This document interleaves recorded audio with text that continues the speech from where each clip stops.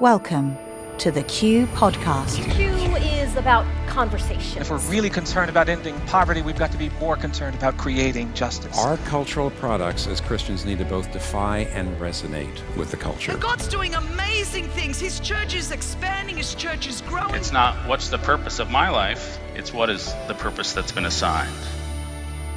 Stay curious, think well, advance good. This is Q.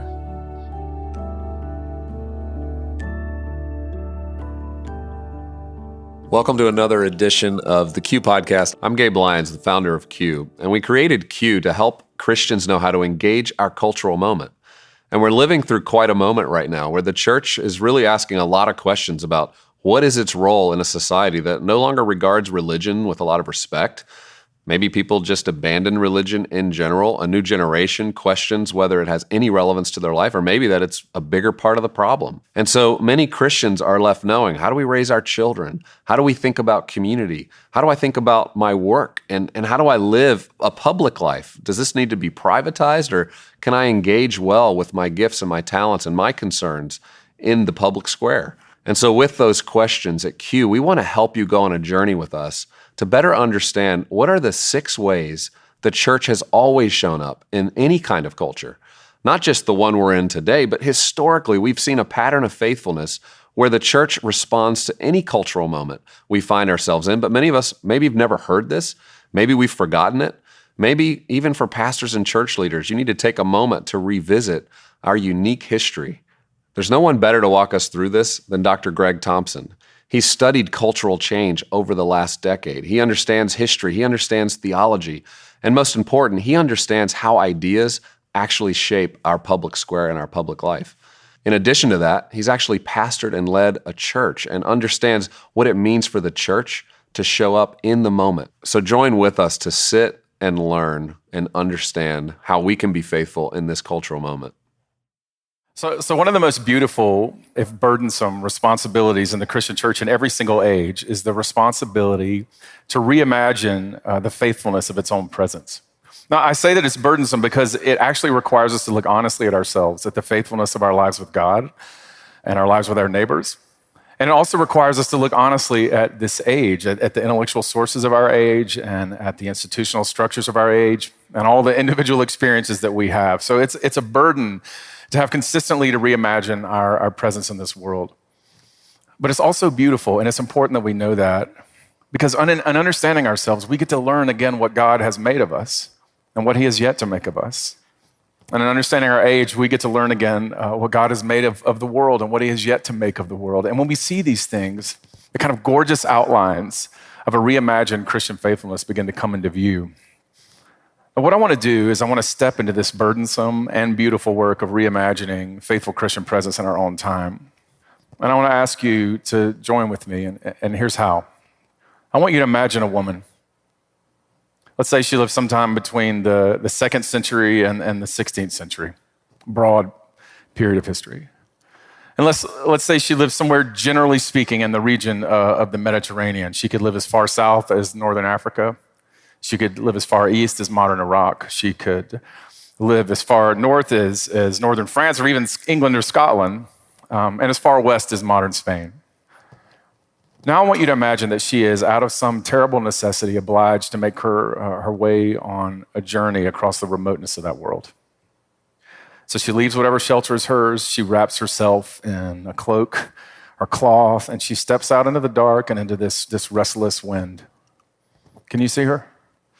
And as she steps onto her path and she bends her long and lonely course towards whatever town or village or city held her hopes, in all likelihood, she spent her days scanning the horizon for one thing. And do you know what it is? A church.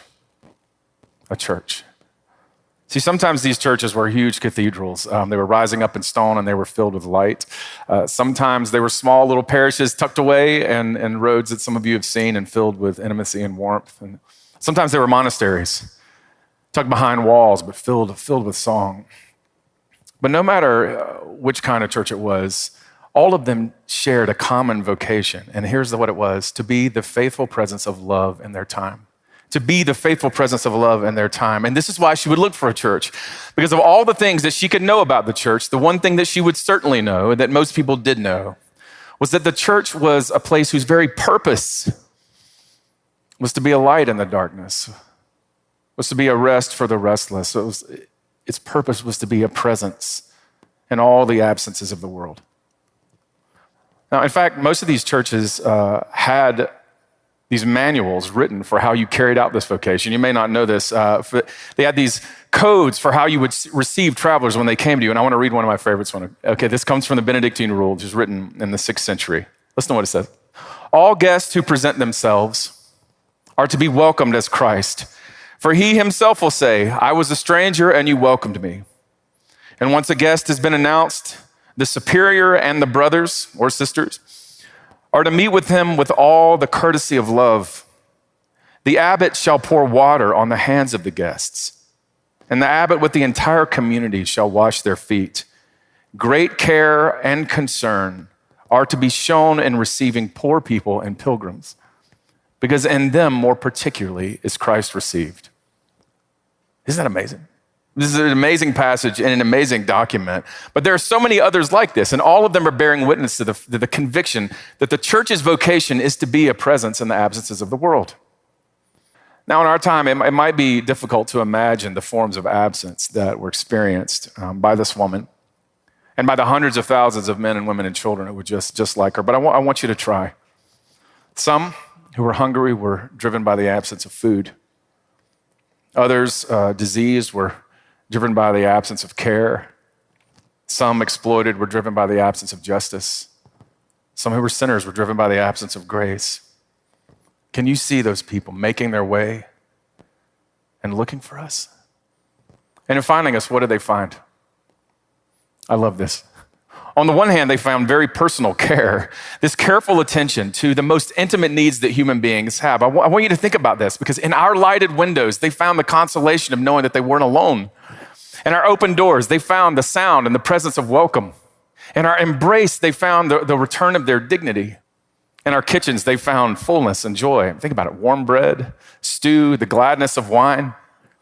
Inside our walls, inside our rooms, they found the repose of rest. And in our farewells, they found warmer clothes and heavier bags and the benedictions of God for them on their journey. That's what they found. They found very personal care.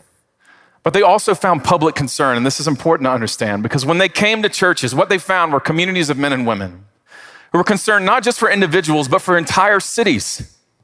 It's our brothers and sisters who began to invent and nurture systems of the moral and intellectual formation of children, who began to develop structures of economics and of law, who began to create art and music for the good of all of their neighbors. So you see, public concern.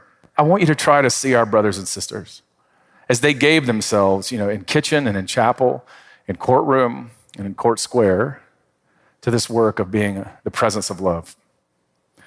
Now, as somebody who is a Christian, when I think back on these early stories, and I think about all of the men and the women and the children who came to us in desperation, who looked for us, and I think of all of our brothers and sisters who welcomed them in love, fed them with kindness, and nurtured them in safety, I have to tell you, I find it almost indescribably beautiful. But I also find it incredibly painful. Do you know why? First, because our neighbors are still wandering. In some sense, it's the old wandering. Hundreds of millions of our neighbors still continue to wander in search of food, in search of shelter, in search of justice, in search of grace. These ancient pilgrimages still continue among us. But in another sense, it's a very new wandering, and it's important that we understand this. Because we live in a new age in which there's deep ambivalence about the nature of reality, deep confusion about the nature of reality and identity, deep anxiety about the possibility of our life together in our societies. The age that we live in is no longer an age in which we simply wander down dark roads in the shadows worried about bandits. This is an age in which we wander through an abyss of meaninglessness with incredible forces of political and economic and technological power threatening us at every moment.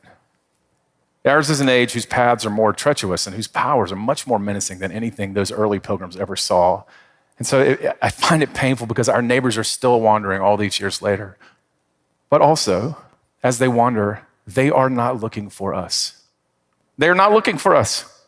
Scholarship on the state of Christianity in the West, whether it's from theologians or social scientists or historians, is uniform in its assertion that historic forms of Christianity are in decline. And of course, the pace and the degree of that decline are different in different states and different parts of the West. But the reality of the decline cannot be in doubt. And so it's important that we understand that this is not simply some historical anomaly. It is for the foreseeable future a settled fact. And while this means many things, one of the things that it means is that even though our neighbors are still wandering, they are not looking for us. And this leads me to the third reason I find it painful. And it's perhaps the most important. And it's that we're not looking for them. That we're not looking for them. See, one of the effects of the shift in culture that I've just described is that the Christian church in the West, especially in the largely white Protestant expression of that church, which has been so identified with the West, has been driven into a form of an identity crisis. And this is totally understandable, right? This is a community who understood itself as a conscious majority, whose vision was widely shared, whose influence was widely felt and sought, whose goals were widely pursued and embraced. But now that community is being asked to live self-consciously as a minority community, whose vision is widely ignored, whose influence is obviously in decline, and whose goals are widely held in derision. It's an identity crisis, and one of the effects of this identity crisis is that the church has begun to think disproportionately about itself, about its own experience of this age rather than its neighbors. And so some, fearing this age, have withdrawn from it, seek to withdraw from it into these communities, these fortified communities of ritualized fear. Others, resenting this age, are now setting themselves against it in this struggle for cultural domination. And still other churches, misapprehending both the perils and the promise of this age, are simply embracing it and celebrating their enlightenment while their neighbors slip into the dark. And this is why these early accounts are so painful to me, because our neighbors are wandering and they are not looking for us, and it is not entirely clear to me that we are looking for them. And if that's true, then that means that the one community whose purpose is to be a presence in this world is in danger of becoming an absence. And so when I look back on these accounts, I see beauty, I see pain, but I also see hope, and it's important that you see it as well. And here's why. Because God loves this world. And because God loves this world, he has promised to be present in every single age of this world, including this age. And he has promised to be present through you, through his church. And so what that means is as we begin the work and take up this work of reassessing and reimagining the nature of Christian faithfulness in our own time, we can do so with the hope that our labors are not in vain. And that's why we're here. So what's it going to mean? What's it going to mean for us to become this presence of love in our own age? And in my own life, I found this question to be overwhelming because I know that it's going to mean so many things. It's going to require so many things of me, just as it is of you. But over time, I've come to believe that there are 6 basic steps. There are some first steps that we can take, and we can take together in the church if we were going to reimagine the meaning of faithful presence. So what I want to do is I want to walk through these 6 steps in the form of a question. And I want to say that if we are to learn to reimagine Christian faithfulness in our time, we're going to have to ask these questions anew and answer them anew. The first is this: where are we? Where are we? Now, this is a question about context. It's a question about the time and place in which we find ourselves. And it's so important that we learn to answer this question about context maturely, and that we not simply hide behind vague generalizations about culture, but that we really understand the intellectual sources and the institutional structures and the individual experiences that are making our age ours. And yet it is not easy to understand our age, is it? Because if you listen to philosophers or theologians or social scientists or political theorists or economists, whoever, you're going to actually see that everybody is struggling to understand this age. And they're actually offering contradictory accounts of this age. And that is a very important and revealing fact. Because what it reveals is that the essential character of our age is that it is an age of contradiction. That it is an age of contradiction. This is where we are, in a contradictory age. And let me tell you what I mean, and this is important. Our age grew out of a prior age, as all ages do, and it was the age of the Enlightenment. And the architects of the Enlightenment dreamed of this time when human beings would be free, right? We would be free from all the intellectual and economic and technological orders imposed upon us by kings and by priests. And we would be free to actually fashion a new world in which we would seek our own reasonable truths, in which we would pursue our own technological dreams, our own economic fullness, our own self-governance in our lives and our societies.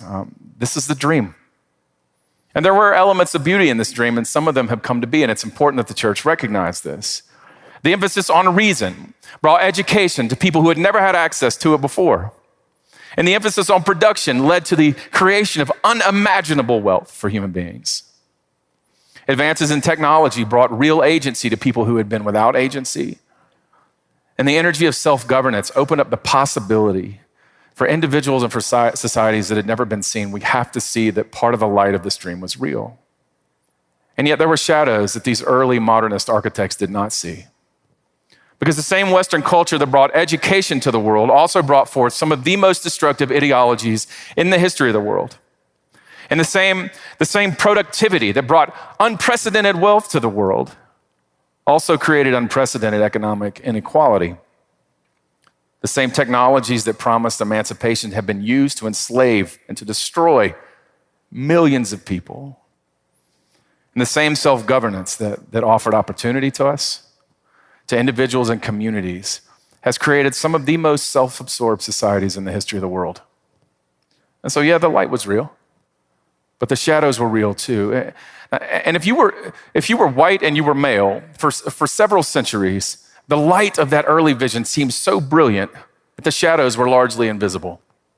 But over time, the shadows became visible. In our own time, the light and the shadows are bound inexorably together, each struggling for mastery. Neither one of these is able to prevail. And it looks like this. Yes, we are freed from intellectual oppression, but only with the key of cynicism.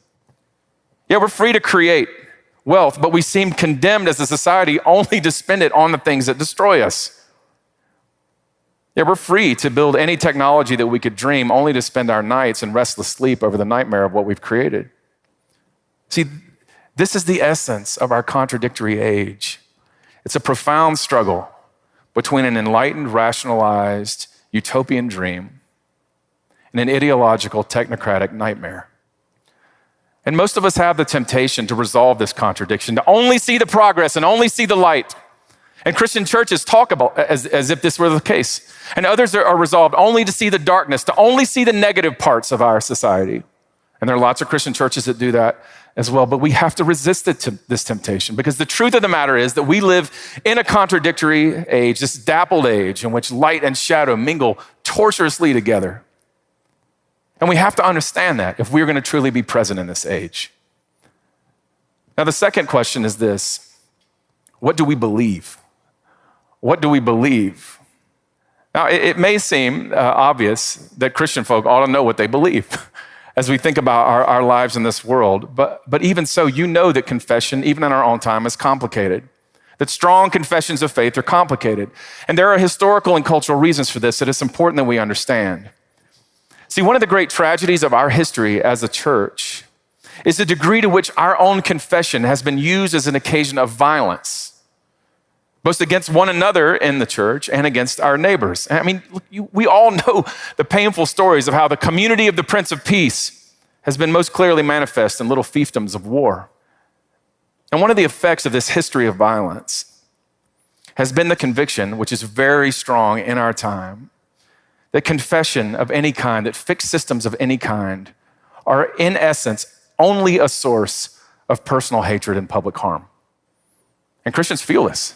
We feel this ambivalence in our own lives. And so some have been driven inward and begin to think about Christian confession largely in terms of personal comfort.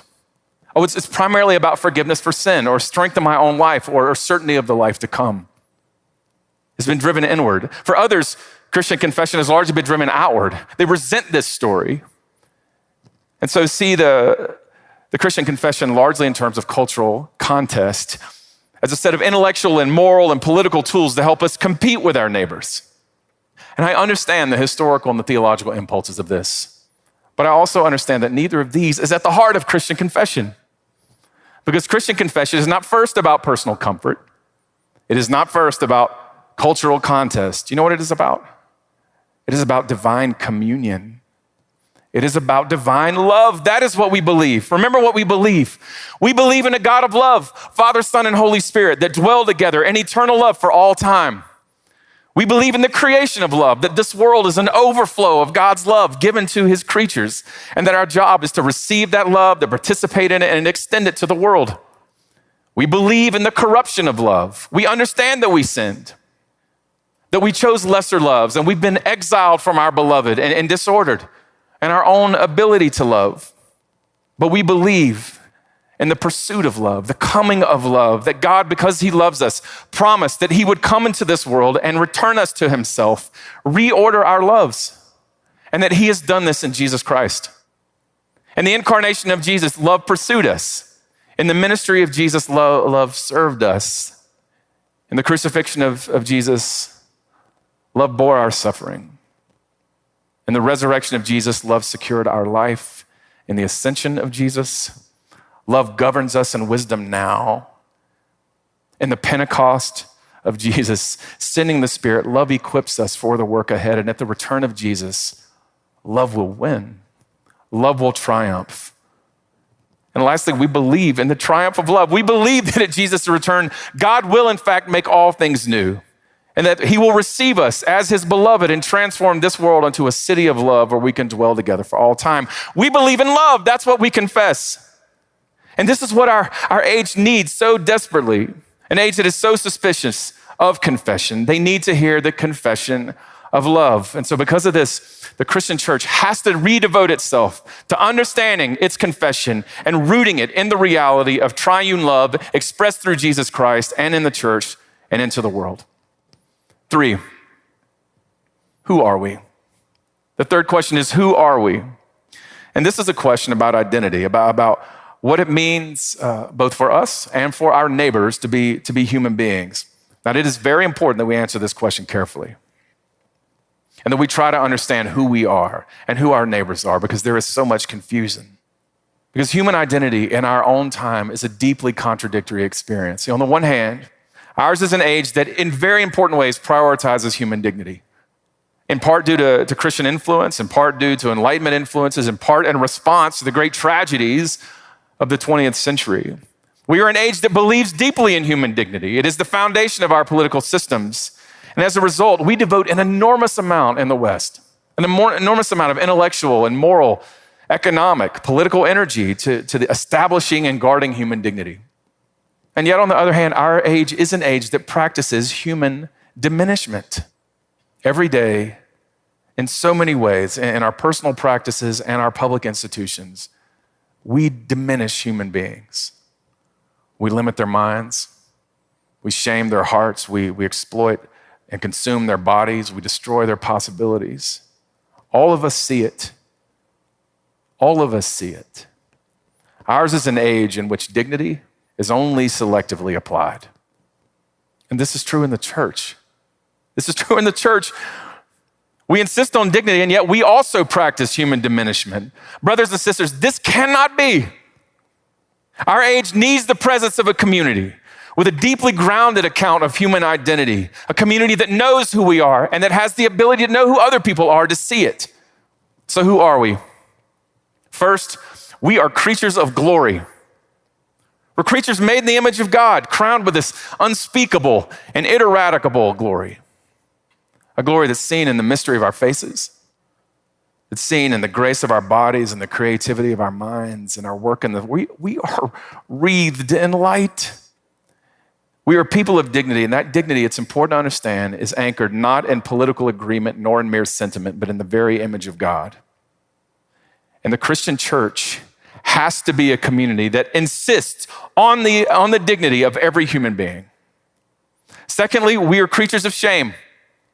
We are creatures of shame. We're creatures that are broken by sin, estranged from our life with God. We're alienated from our own selves. We're in broken relationships with other peoples. We're estranged from the world. And because of this, the Christian church must remember that we have to renounce self-righteousness because we are all people of shame. We have to be honest about our shame and incredibly gentle with the shame of other people.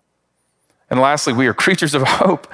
We're creatures who, because of the timeless love of God, believe that in Jesus Christ we can be made new, that our minds can in fact be renewed, and that our loves can be reordered, that our habits can be redirected. We believe that our bodies can be resurrected from the dead. And because of this, the Christian church must never, ever give up hope on any human being. And so ours is an age that's crying out for a coherent account of identity. And part of what will mean to be a faithful presence within it is to understand that account, that we are creatures of glory and of shame and of hope because of God. 4, how do we grow? How do we grow? And this is a question about formation, about what it means to become the fullness of what we are meant to be as human beings. And it's very important that we take this question about formation seriously, because the work of being a faithful Christian presence is not something that we simply are. It is something that we become.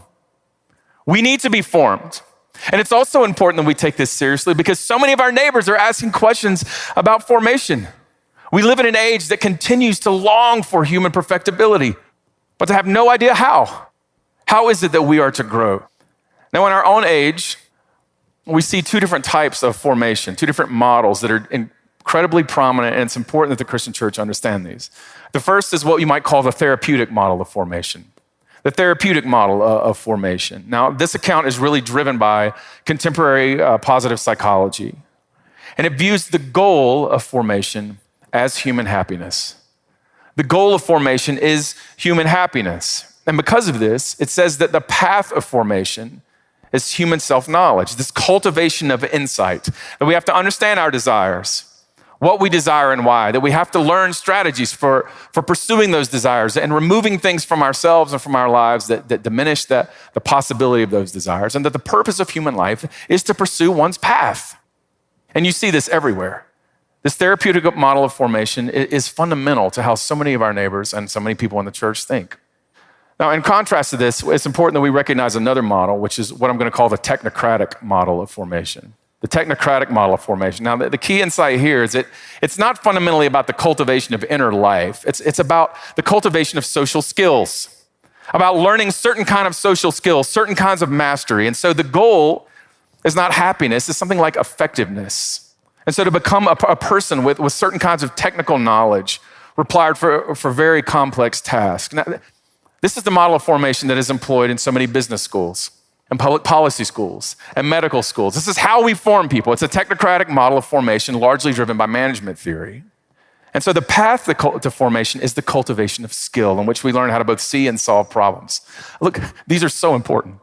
Both of these models are formation because we do need to cultivate insight about ourselves, and we do need to cultivate skills through which we can serve the world.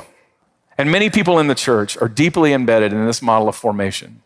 But it's important that we remember that this is not yet a fully theological account of formation, a fully Christian theological account of formation, because it differs from these two in both the goals of formation and the path.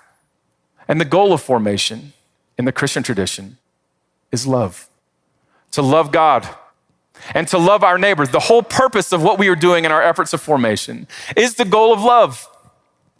And over the course of Christian history, the path to this kind of formation has been understood as the cultivation, not just of insight, not just of skills, but of practices, of habits.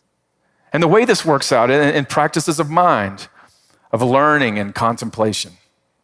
Practices of mind, learning and contemplation. Practices of heart, of seeking God and of searching our own selves in prayer. Practices of speech, learning the ways of silence, the ways of song. Practices of body, learning both self-care and self-control. Practices of friendship, learning how to begin intimacy and learning where intimacy ends. Practices of service, learning to grow in both work and rest and letting love drive and govern these things. In the Christian tradition, almost without deviation, the spiritual model of formation has been these practices as they are sanctified by God and sustained over time. The belief that this is how we are formed. And so because of this, the Christian church has to devote itself right now to this theological account of formation, to reordering its life toward love and to cultivating in its communities the practices of love.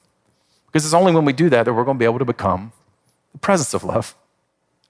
Fifth, how do we love? This is a question about community, about what it means to live with people in both intimacy and in delight. Now, this is very important that we answer this question both for ourselves and for our neighbors. For ourselves, because you know this, community is at the heart of Christian calling. We serve a triune God, Father, Son, and Holy Spirit, the very model and anchor of our community. And it's only as we take community seriously that we can bear witness to this triune community. But it's important that we also think about this for our neighbors, because we share an age with them that is actually desperate for true community. An age in which we have more capacity to connect to other human beings than we have ever had before. And yet, we are born into fractured homes. We live in spaces between community. We wander around in loneliness. And many, many millions of people die alone. We live in an epidemic of loneliness. And in response to this, in our own time, there are these two models of community, which are essentially parodies of community that have emerged, and the Christian church needs to both see them and seek to overcome them in its life. Now, the first is what you might call an individualist approach to community. An individualist approach to community. Now, this may sound like a contradiction in terms, but it isn't. It's real, and you see it every day. And now, here's what happens. In this approach, community is understood fundamentally as an avenue of self-actualization. The community is to be a place whose primary goal is to secure my identity and to meet my needs and to realize my hopes. It is, in other words, not about others, but about the self. And you see this, many of you have done this, I have done this, and we see this in churches all the time. The individualist approach to community. Now, the second parody that we need to understand is what might be called the tribal approach to community. The tribal approach to community. Now, in this community, in this vision of community, that is, community is fundamentally about those who are like us. Community is a place where we can gather with those who are like us, with our race or our class or our nation or our social and political and cultural perspective. And this tribal approach to community, it can feel like community, as long as you're on the inside. And that's the problem. Because in the tribal approach to community, those who are like us are in, but those who are not like us are out. And this has been the occasion, this tribal identity has been the occasion of so much violence, so much destruction in our own culture and in our own lives. And while it feels like community, it actually corrupts and destroys community. And you know that. And so our age is one that desperately needs a people who have a robust answer to the question of community, of how it is that we're supposed to love as human beings. And the Christian church is supposed to be that answer. Now, how are we going to do that? How are we to love? There are lots of ways that we could talk about this, but there are two things that I think the Christian church has to do if it's going to answer effectively the question of how we love. The first is this. We have to reestablish households as schools of love. We have to reestablish our households as schools of love, because love is learned. And if we are going to learn it, we're going to have to devote ourselves to living in these communities, these households, and living and learning in what St. Bernard called schools of love. That's his phrase. Now, these can be households with families. They can be households with friends. They can be households of both. It doesn't matter. But the Christian church needs to establish households in every city of this world where human beings are taught to love again, where we are daily living out the practices of mind, of heart, of body, of speech. We have to reestablish the household, not simply as a refuge from the world, but as a school of love. Because only when we do this, when we understand that we learn love in our households, can we overcome the individualism that is our besetting sin. The household is the answer to the individualist impulse. But secondly, we have to reprioritize hospitality as the extension of love. Reprioritize hospitality as the extension of love, because the love that we have is not just for ourselves. This love that we grow is for our neighbors. And because of this, the work of the Christian church in this world is not the work of excluding our neighbors, but in embracing them through the work of hospitality. And I want you to think about how powerful this is in this age. Think about your open door. Think about your warm welcome. Think about the holiness of pulling up that extra chair, setting out that extra plate, filling that glass one more time, going and finding those linens and putting them on the bed. That is holy. That is holy. This is the work of hospitality. And I cannot imagine a more powerful protest against the tribal impulse of our own age than that. Welcoming those who are different than we are into our households and expressing love to them. And so we have to give ourselves to this work of hospitality, because it's only as we do this that we can gather up the love that's extended to us by God and cultivated in us in our households, and extend it to our neighbors. And the last question is this: how should we labor? How should we labor? Now, this is a question about vocation, about what it means for human beings to labor faithfully in and for this world. And this too is a question that we have to answer both for ourselves and for our neighbors. For ourselves, because the purpose of faithful Christian presence is not simply to live with our neighbors, but to labor for them. The whole purpose of vocation is that we are to bring goodness out of this earth and bless them with it, to cultivate orchards and to create cities where our neighbors can flourish. But it isn't easy. And this is why we need to think about it for our neighbors, because even though we live in a culture that, because of its roots in both Christian and Enlightenment history, places a massive emphasis on work.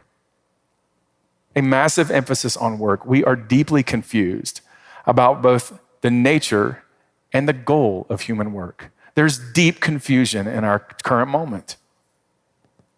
And so because of this, one of the most important tasks in the Christian church is to reimagine vocation, to give itself again to asking, how do we labor? And in order to do that, to continue to mature in our own accounts of vocation, we are going to have to think about two aspects of how we labor with renewed maturity. The first of those is what I'm going to call the domains of vocation.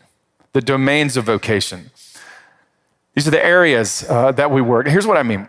Over the past several decades, a ton of work has been done in the Christian church about what you might call the individual domain of vocation, about helping Christians understand the way that their individual work in this world is a part of life with God. That's to say, the way God calls every human being to labor. Every man, woman, and child, he gives them gifts. And the call is to understand those individual gifts and then to exercise them in the world.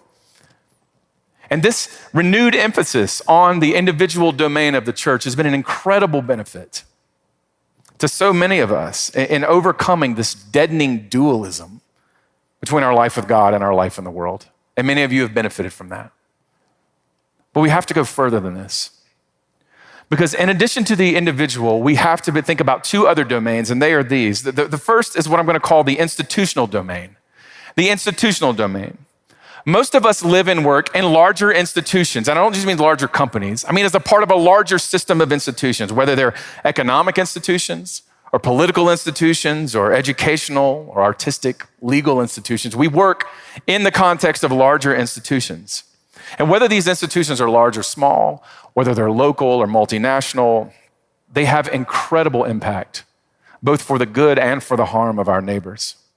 And because of this, Christians have to develop a mature and robust theory of institutions. We have to press beyond the merely individual domain and to give an account of the institutional domain, the horizon of our vocations, and the meaning of faithful work within institutions. And that leads to the second domain, and it is the civic domain. This is because institutions, they don't work in a vacuum. They actually work in dense overlapping networks with one another. And these dense overlapping networks of institutions create the foundation of our cities, of our communities. They create civic ecologies in which we and our neighbors live and move. And while one of the great developments in the Christian church in the past 20 years has been a broad cultivation for the love of cities, and many of you have benefited from that, it's not clear to me that we've yet cultivated an understanding of cities. how they work, that we understand how cities actually work, and therefore how we can work most effectively within them. And so because of this, we must renew our attention to all three of those domains, not just the individual, but also the institutional, beyond the institutional, to the civic, and to the civic ecology which these institutions create. So those are the domains of vocation. And secondly, we're going to have to give renewed attention to what I want to call the direction of vocation. The direction of vocation. And what is the goal of Christian vocation? It is, of course, love. And for many, many years, people in the Christian church have understood that our work is devoted toward the love of God, that work is, in fact, an act of Christian devotion, and that everything that we do is an expression of our love for God. This is the direction of a vocation that's oriented towards God. But Christians also understand, have long understood, that there's another direction to our vocation, and it is not just God, it is also to the neighbor, that we are supposed to work for them, for our brothers and our sisters, and our neighbors and our enemies, that our vocations are to be directed in love towards all people. And this means that the direction of vocation is not just Christian devotion, it's also the common good. That when we work, we are laboring for the common good. And in this age, which is a pluralist age, in which we and our neighbors live together, we have to continually explore what it means for Christians to work for the common good, because we have not conceived of this maturely enough, about what it means for Christian men and women and children to get up every day of their lives and go out and to do their work for the sake of their neighbors and their cities. And so in the midst of a culture with deep struggles over the meaning of vocation, the church has to recover a strong vision of vocation in which we labor in our individual and institutional and civic lives, both for the love of God and for the love of neighbor and of enemy. Now, I said at the beginning that we have this responsibility of our time together and our time in the world for the church to reassess and to reimagine the faithfulness of its own presence in the world. And I said that we're being asked to do so in an age in which our neighbors wander, in which they're no longer looking for us, in which we're no longer looking for them. And this responsibility to reimagine Christian faithfulness is therefore deeply burdensome, but it's also beautiful and it's ours. And how are we to do this? There are lots of ways, but it's by answering these 6 questions. The question of context, where are we? We live in an age of inescapable contradiction. Secondly, the question of confession. What do we believe? We believe in the divine love manifested in Jesus Christ and expressed by the power of the Spirit through the church to the whole world. Thirdly, the question of identity. Who are we? We are creatures of glory, of shame, and of hope. We have to embrace this identity, both for ourselves and our neighbors. Fourth, the question of formation. How do we grow? We grow toward the purposes of love, and we do so through the practices of love lived out daily together. Fifth, how do we love? How do we love? We love by reestablishing households as schools of love and reprioritizing hospitality as the extension of love. And sixth, the question of vocation. How should we labor? We should carry out our vocations in our individual lives, in our institutional settings, and our civic spaces, both for the love of God and for the love of our neighbors. And what do you think will happen if we do this? What will happen if we do this? I don't exactly know. Because the whole point of this is that we are in a work of reimagining. These are the improvisations of love. And we will only know as we live them out together. But here's what I do know. You remember that woman? Wrapped in cloth and stepping out into the wind? And you remember the hundreds of thousands of people who were like her, the men and women and children, wandering in this world in search of their own lives? Do you remember them? I know that they live in your city.